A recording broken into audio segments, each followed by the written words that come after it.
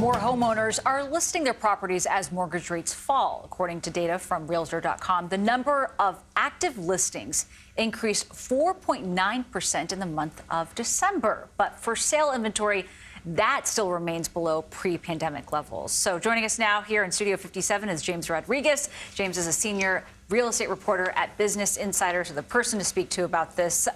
James, where does home inventory stand at this point? Everyone wants to know if it's a buyer's market, a seller's market, a no one's market. Right, so there is some optimism that things will get better for buyers this year after the really tough few years that they've had during the pandemic. I think we're still squarely in a seller's market right now. Just you look at the number of homes on the market right now, the active listings, that's still 36% below this period between 2017 and 2019, what you might consider a quote-unquote normal housing market. So even though we're seeing some uptick in the number of homes being listed for sale, and we can go more into that data from Realtor.com, you know, we're still a long ways off from what you might consider a balanced market. So the Fed last year had indicated that there would be rate cuts, possibly two in 2024, maybe in time for spring, which I thought that's going to really get home buyers excited. But will this be the type of cut that will really make a difference to kind of release inventory? So we've already seen mortgage rates fall from a 20-year high in October of around 8% to where they're at now, kind of high sixes. Right.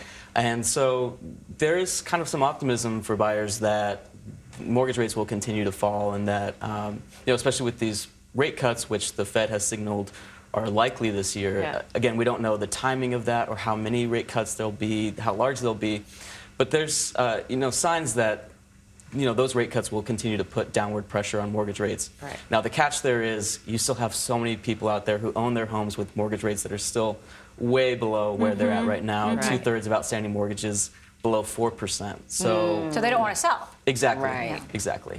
And so, I mean, as a result, you also have the market in some ways locked up because of this impasse. Are homes affordable for people who are looking to buy right now? So we look at the median sale price around $430,000 at the end of the third quarter in 2023.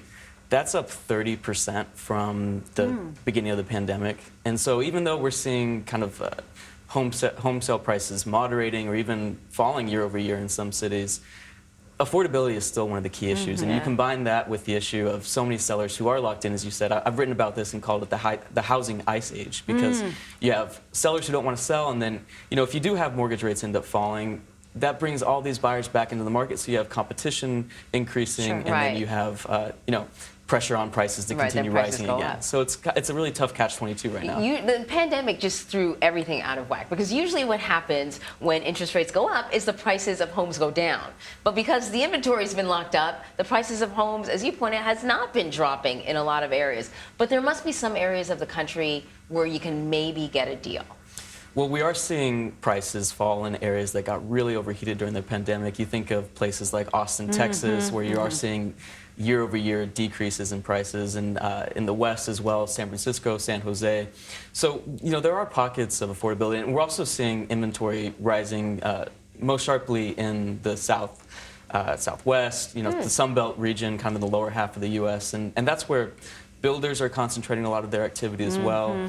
You have more homes being listed for sale. So, you know, those are areas that you might look to as some promising areas for deals in the future. All right, you heard it here. You still have time to save up that down payment, and who knows what might happen in the spring. James Rodriguez, thank you very much. Thank you.